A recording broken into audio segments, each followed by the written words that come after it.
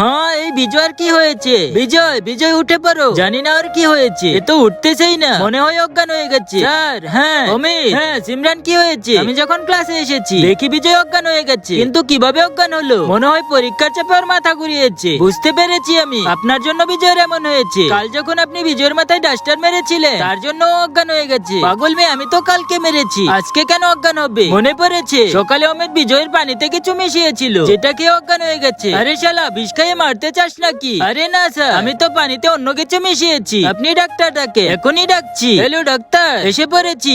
মনে হয় অজ্ঞান হয়ে গেছে। আরে কাকে ডেকেছে? মাথায় বাড়ি খেয়ে অজ্ঞান হয়েছে। আরে হ্যাঁ স্যার, বিজয় মালিবায়াত পরিষ্কার করার জায়গায় পা রেখেছিল, মনে হচ্ছে ওই বাড়ি মেরেছে। ও তো আমার সাহায্য করতো, আমি কেন মারবো? পুলিশ ডাকতে হবে। Hello police. হ্যাঁ বলো।